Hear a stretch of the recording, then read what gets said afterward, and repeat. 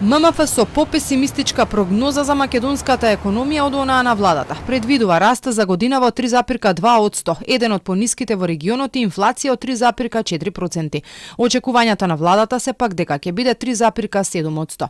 Домашните експерти сметаат дека прогнозите на фондот се пореални од владините, но со оглед на глобалните случувања и неизвестноста нема да се изненадат ако оваквата проекција во следниот период одиде надолу. Според мене би биле задоволни со 3% раст на националната економија, иако знаеме дека таа стапка не може да предизвика драматични промени на животниот стандард. Ако нема посериозна активност од страна на Народната банка, можно е и да имаме и повисока стапка на инфлација.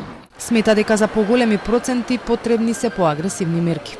Домашните експерти сметаат дека за поголеми стапки на економски раст на македонската економија потребно е од една страна повеќе да се охрабрат домашните инвеститори да инвестираат, а од друга страна државата да ги реализира зацртаните капитални проекти.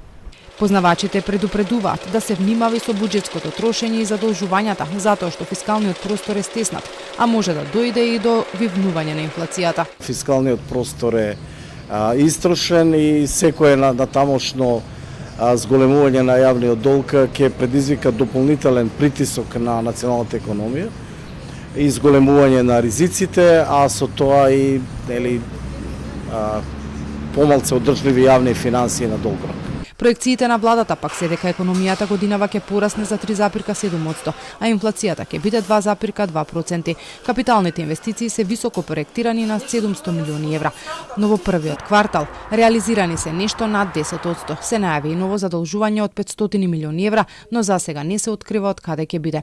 Во регионов пак најголем раст се очекува да има Косово од 4%, потоа Албанија па Србија. Црна Гора е со иста проекција како Македонија. Понизок раст од македонскиот се очекува да има Босна и Херцеговина од скромни 2,8%.